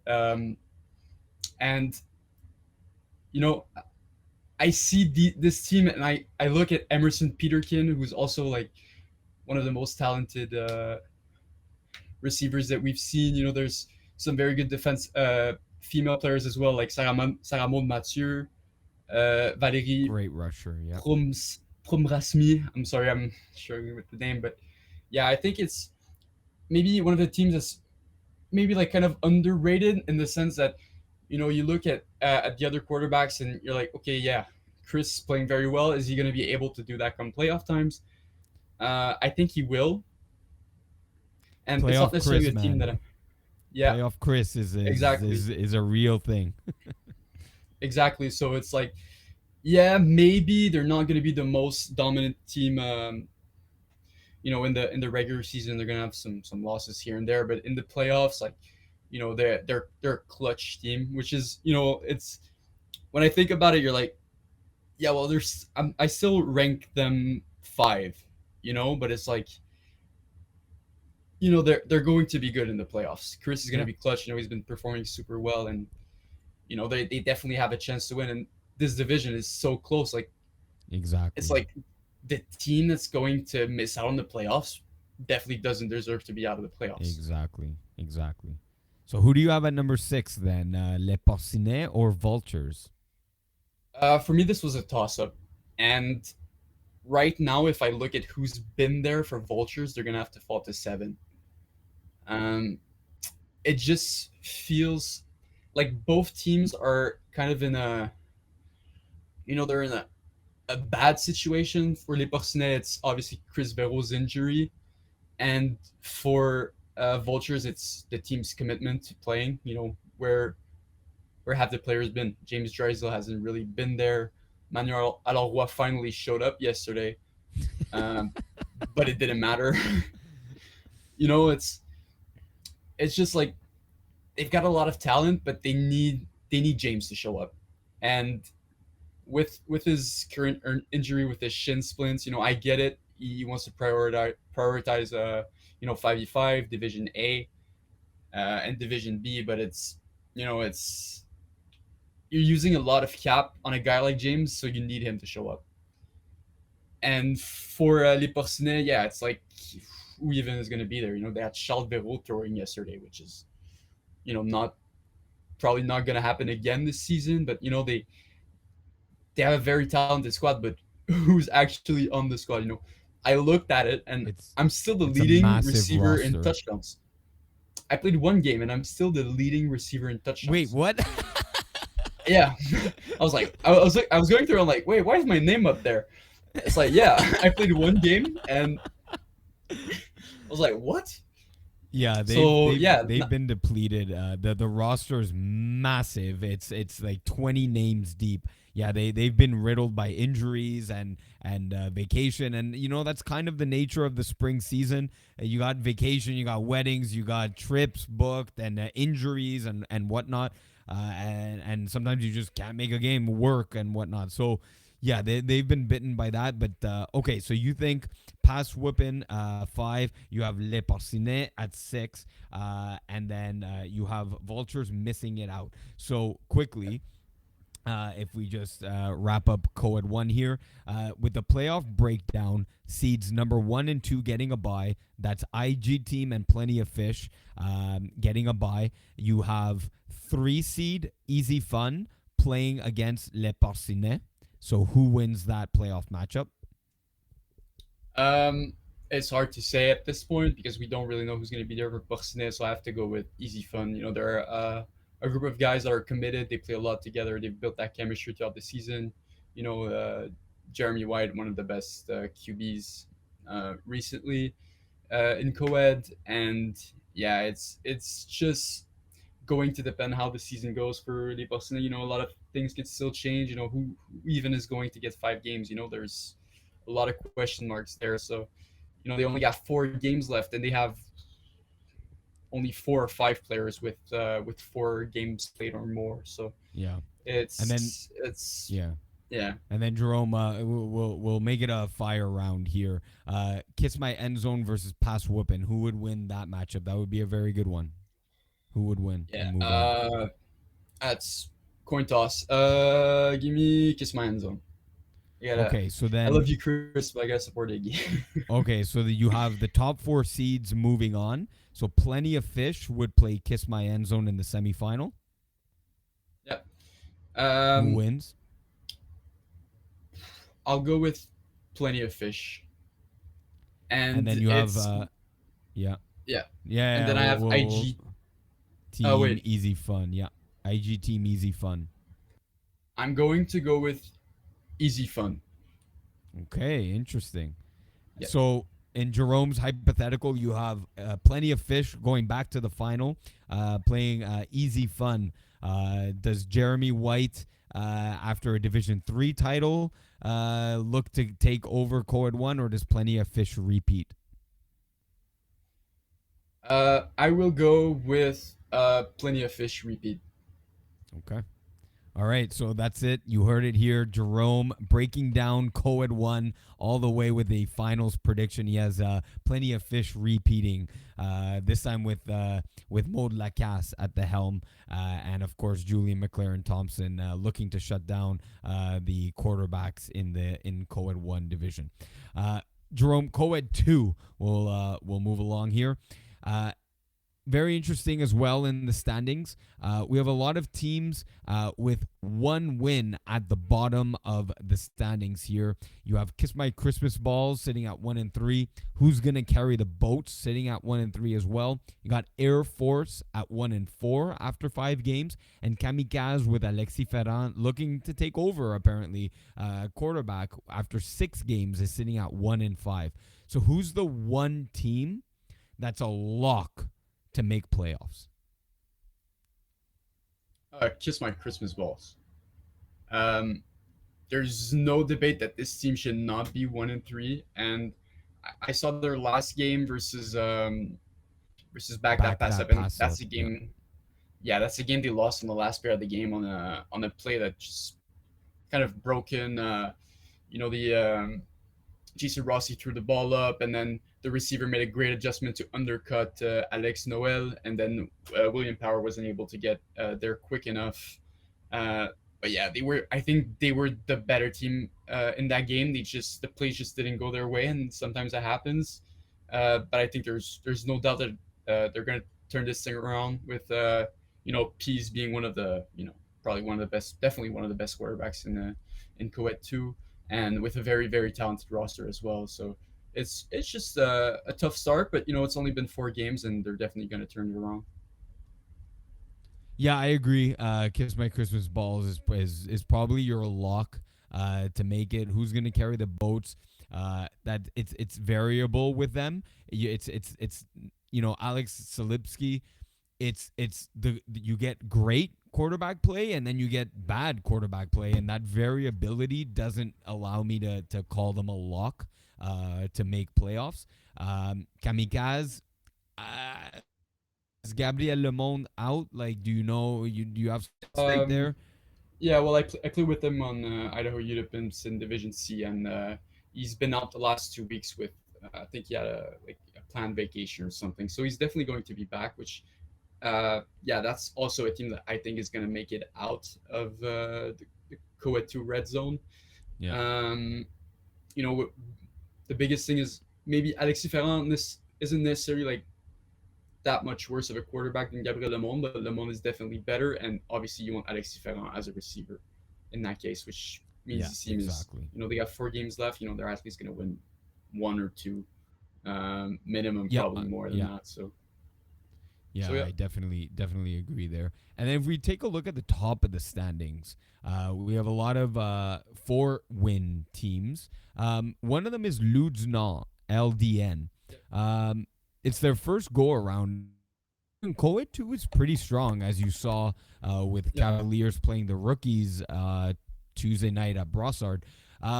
Ludzna, what do we make of them? They're sitting at 4-1 with wins over Pig Six, Kamikaze, Nighthawks Mix, and Bolas Profundas, the balls deep of years past. And they lost, it was a 1-point loss to an undefeated Fit squad. So what do we make here of Ludznon? Are they contenders, pretenders? Uh, yeah, I think they're pretenders. It's just that Samuel Omombo is, um, he perhaps hasn't done that well. Hasn't performed as good as he has so far this season. I think he's going to have some regression. Their defense is amazing though, but I doubt that his success at quarterback is going to continue as well as it has so far. Yeah, he's been doing very well so far. You know what? I'm gonna go that it's the real deal. I think this team has a lot of threats. Sam Omombo, as you mentioned, is one of them, and it's early in the season enough, but I think 20 TDs in 5 games, you're averaging 4. Okay, 1 pick a game, a 4-to-1 TD to INT ratio is very good for your first season at quarterback. He's running for 100 yards, 3 touchdowns, so he's obviously dangerous with his legs as well. If I'm not mistaken, he's getting additional reps in Division D as well. So it's not just a one shot team where he's only getting reps once a week. He 2, if not 3, if you're playing double headers in that week. And then the defense is very strong. Of course, Sam Omombo leading the way with 5 interceptions, but their female players are very good as well. Lanya Bhopal with 2 interceptions, Marika Bouchard with another 2. So they're getting contributions from the female side of the ball defensively. And when you give extra possessions to your new quarterback, it helps, but you got to punch it in, and he's doing that. Sam Omombo is. So 154.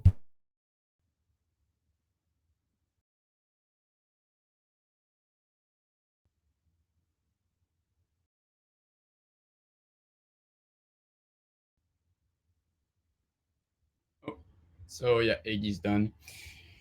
All right, let's move on to Coed 3. And here we go. So we have our next question here. So who gets their first win of the season? First win of the season first. So is it going to be Gold Diggers or is it going to be Free Agent Squad? So um, Gold Diggers have been doing pretty well despite not winning yet. Uh, they've been, they struggled We have earlier to Omar in start here. the season. Oh, Iggy's back. Yep. Yeah, I'm back. Yeah. Yeah. Jerome, continue. I heard you setting up Coed 3. Yeah, sure.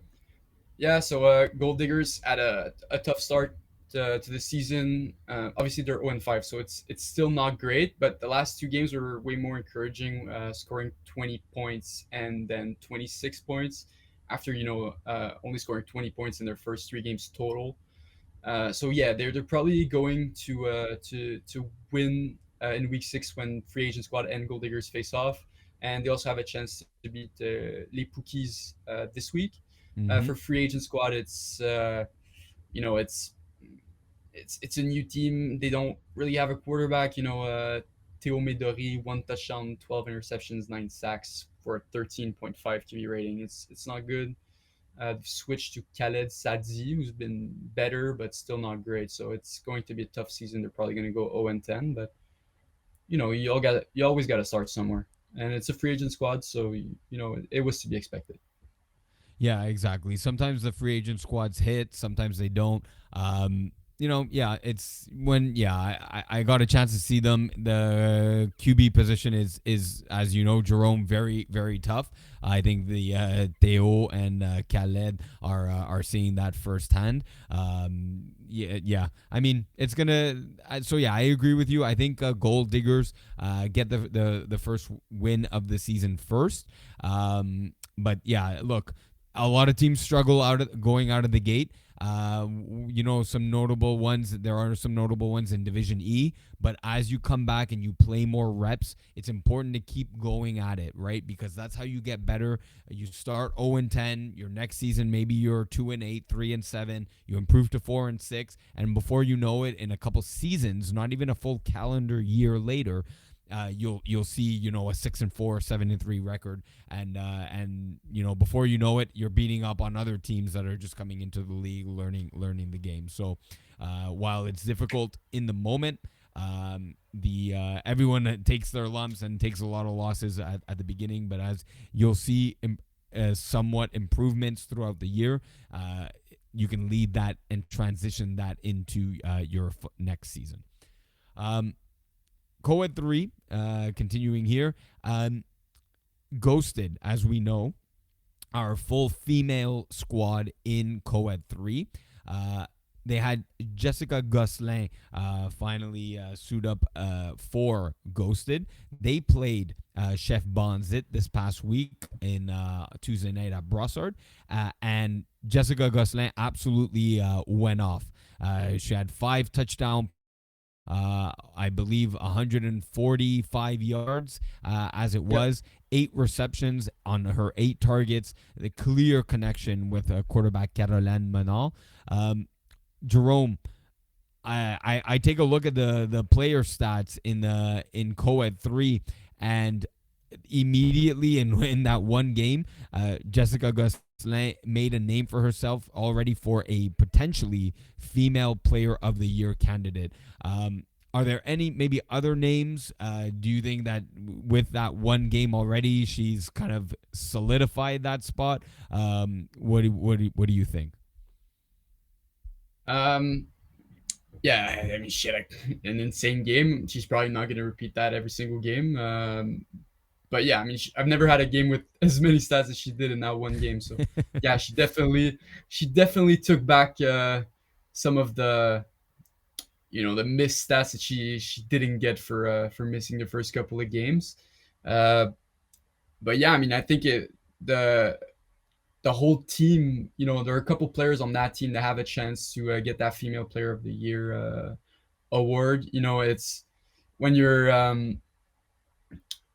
a full women's team in co-ed 3, you're going to get more opportunities, which is something that often happens in co-ed where there are 3 males and they usually get more targets and stuff, and some girls just don't have as much opportunity as they should have. But yeah, here you're in a situation where even QB Caroline Menard, it hasn't been amazing, but 20 touchdowns, 13 interceptions, and 3 sacks. There's definitely something to work with there. And then last game versus Chef Bonzi was absolutely phenomenal for her. If she has that great connection with Jessica Gosselin, I mean, her stats could just skyrocket as well. Yep. Jessica Daou, 4 touchdowns, 141 yards in 6 games, but that's still very solid. And she also has 2 interceptions on defense. So yeah, if Jessica Gosselin shows up for most games and keeps playing as well as she did, she's probably going to win the award, but don't count on anybody else on this team yet. Yeah, for sure. I agree. And because I raised the question because she's already top 10 in touchdowns with her 5, and that's like male and female included, not just top 10 female, top 10 all of co-ed 3. But Marie-Lou Grenon of Bonzit is another name that's potentially candidate for female player of the year. She has 4 touchdowns, like you said. Jessica Daou targeted a lot, 29 times already, 17 receptions, 141, 4 touchdowns. And another shout out that maybe just maybe on the defensive side of the ball, Jessica Zerbino of Panini Pressers. Watch out, she has 4 interceptions in 5 games. So maybe a female player of the year comes in the form of a defensive player in Jessica Zerbino. Interesting stuff there. We'll see how it plays out and shapes out in Co-Ed 3 female player of the year. Just a few of the names that we're looking out for. We'll move to Division D, Jerome, as we have 2 divisions left. Hopefully we can get that done in 15 minutes because I have some food to pick up within a 1 hour window here. So Division D, again, we look at the standings, and there are a lot of 1-win teams. So, kind of a theme here tonight.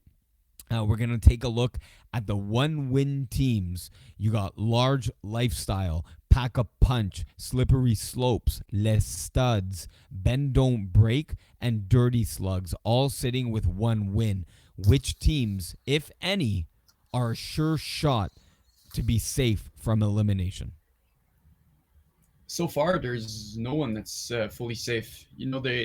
All of these teams have been kind of mediocre. They all have a bad differential. They haven't really been able to put up a lot of points. Les Studs have been the most successful. They're not even averaging 20 points per game. So obviously you'd look at the differential, you'd say, yeah, Les Studs, Pack a Punch, Large Lifestyle. But then again, Large Lifestyle are struggling to score a lot. So there's nobody safe. It's going to be dependent on the matchups between them. If they can get an easier games, easier schedules, maybe a game of quarterback misses. So it's going to be tough, but maybe Pack a Punch, they have more experience than most of these other teams. Yeah, I'd have to go if I had to pick. I think I agree with you. None of them are safe. None of them are sure shots to punch their ticket into the playoffs. But if I had to pick a team or two, Pack a Punch and Les Studs. And on the cusp of, definitely your season's not over, Bend Don't Break. They have some good players that they put up a good fight up against, I believe, Snowden Delhi Deegans, as Mo Khan likes to call them. They're the number 1 team right now in Division D at 6-0. So just watch out for Bend Don't Break. I think they can climb out of the basement there. Receiver of the year. I think right now, Jerome, we have a 2-way battle as it sits at the halfway point. We have Kevin Donnett of Ambush, normally playing snapper for most of his teams, with 339 yards, 35 receptions, 7 touchdowns.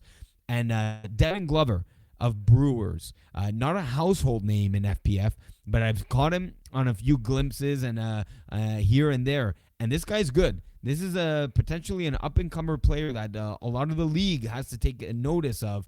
And, has potential to move up, play Division C, can maybe max out at Division B even, maybe. So who do you have right now as your receiver of the year winner? And are there maybe any dark horse candidates in your mind? Right. So I'll give you this answer in 2 parts. So if the award was to be decided tonight, it would have to be Devin Glover. He's second in yards, 4 yards behind Donnet, but 3 more touchdowns. But I think the player who's actually going to win it is going to be Ariel Labradi, who's only played 3 games so far, but has 6 touchdowns and 299 yards with 5 games left, and we know how dominant he is. It's his to lose, in my opinion, if he doesn't miss a game going forward. Is to lose. Wow. Strong statements here. Okay. Oh, he's the best player. He's the best player in Division D. Yeah. No doubt about it. Yeah, that's true. And the process have a strong lineup. Even Jordan Dubuc is a very good player. But yeah, it's going to depend on the targets. And for Noah Groper, still learning the ropes at QB, obviously getting better here and there every game. But when he's not mobile, It's a little tougher. So dark horse candidate Jerome going with the number 12 ranked TD receiver in Ariel Labradi. I'm gonna go with Kevin Donnett here for receiver of the year. Very reliable snapper, gets a lot of targets. 47 in 5 games is a lot. Phil trusts his snapper. It's his safety blanket for him. So for me, give me Kevin Donnett. The yards are a little too much to make up, and the targets just naturally he's gonna put up the yards, put up the touchdowns. If we move back, Jerome, to the Division D standings, there's a lot of 3-2 teams. Which team are you confident that can make a deep playoff run amongst the 3-2 teams? So you got Bandits, SNP, the Salt and a Peppa, the Process that we just talked about a little bit, V-Town, Glow Gang, and Ambush. They're all sitting at 3-2. Again, which teams or team are you confident that can make a deep playoff run? Obviously, Bandits have more experience than many of these teams. I think Emil Scaff hasn't truly been playing to his potential so far this season, but he always turns it up in the playoffs. You also have the Process. Noah Groper, he's starting his career at quarterback, but he's a very smart player, plays in higher divisions, and he's got Ariel Labradi to throw to, as we've said. And you can never count out Ambush either. Phil has had his issues at quarterback in past seasons, but it's a very, very talented squad with obviously Ben McMahon and Kevin Donnett there at receiver. And you also have SNP, who they've been really solid, and especially Yes. quarterback Kyle Fulkerson, who's been not perfect because he's still below 50% completion percentage, but 19 touchdowns, 1 interception, 1 sack is phenomenal, and it shows great potential there. He's only going to improve throughout the season, in my opinion. Yeah, SMP are a team to watch. We know the names Sam Anastopoulos and Kyle Fulkerson, now second straight season at quarterback, did very well in Division 6. Moving up to Division D is always a tough jump, and he's, like you said, 19 touchdowns, 1 interception. Yes, you'd like the completion percentage to be a little higher, but when you're taking shots downfield that are not turning into interceptions, I definitely like what S&P is doing. For a sure shot for me to make playoffs and make a deep run in playoffs, I like the Process amongst them. Bandits, man, I don't know, man. Emil Scaff and his progression, he should have already been in Division C and doing well in Division C at this point. So Process for me, and watch out for Glow Gang. Like Bruno Provencher getting better and better every week. With the multiple reps, that definitely helps getting reps in co-ed and in the men's division. So Glow Gang, watch out for them to make a deep playoff run, according to me. The final division of the night, Jerome, and again, once again, a very, very good job so far here, holding the fort. Jerome, Division C. In talking with Sanders Armand, Sanders is a little worried that Warehouse might be his first team in FPF that doesn't make playoffs. Do you share his same concern? I do, and it's not hard to share that concern after Idaho UWPS, we've beaten them 40-0, and it's obviously Idaho UWPS. We're on top, near the top of the standings so far this season. Very good team, but yeah, I mean, this team wasn't ready to play in Division C. It's a Div D, Div E team, obviously because of Sanders and a couple players having played in the past. There was no way to fit in those lower divisions. But yeah, Olivier Saint-Onge first season at quarterback, I believe, and he's never second season. Second? He played in Div Okay. 6, yeah, with like the Killer Rays. Oh, right. And it's a huge jump. Like Division C is very good. Like you can compare that to maybe between Division 3 and 4, and now you're going from Division 6 to Division C. It's a huge jump, and he's just not ready. But there's definitely something there. But yeah, it's gonna be hard making the playoffs for this team. So like, can they pass teams like Trap Stars, Team Ethnic, Never Overtime, the Commission? Because some of those, No, those teams are struggling right now. Oh, so the clear cut no. no, because those teams you named are all way better than them in my opinion. Like Okay. even the teams below them, like Killer Rays, you know, Yeah. Killer Rays is a team that I think is way better than Warehouse. They're 0-4-1, but they might turn it around if Tyler Bianchi finds his sauce back. But yeah, I mean, maybe Team Ethnic is a team that they could go above, perhaps. But you know, I doubt that Warehouse makes a push for playoffs, and they're probably gonna fall down the standings more than move up. All right, Jerome. We have 6 teams with 3 wins. You got Big Fat Bats, Penetrators, West Island Boys, Rico Riders, Blue Dry, Le Renard Vif. Rank them 6 to 1. Go. All right, last I'll have Bleu Dry. I think it's a good team, but they're not nearly as good as the other teams. Then I'll go with the Rico Riders, who've been solid, but they're a team that played lower divisions moving up. It's probably going to regress at some point. Then at number 4, I'm going to go with the Penetrators, and I love those guys. I've covered them a lot in my articles when I was writing Division 4. But Justin Goodman perhaps isn't ready to make that jump to being a contender yet in Division C. Perhaps next season it will be time. Then number 3, I will go with Les Renards Vifs. Actually, I'll go with West Island Boys. Oh, As okay. we know, Zach Stacy is probably leaving and not finishing the season, which means that Nick DiMalo is probably going to be the quarterback going forward. Zach did throw last Which was was it weird. Tuesday? Yeah, which It was was. weird. It We was were so talking to him. He weird. was like, "Oh, I'll let Nick throw," and then you just lined up at QB, and we're like, Like, okay. "Okay, I thought you were leaving. Like, give Nick the maybe The Nick didn't reps. want Yeah. to. Fair enough." Yeah. Fair enough. But then, yeah. So yeah, I'll have Les Renards Vifs, who are very, very talented. Obviously, Jacob Salvay dominated last season in Division 4B.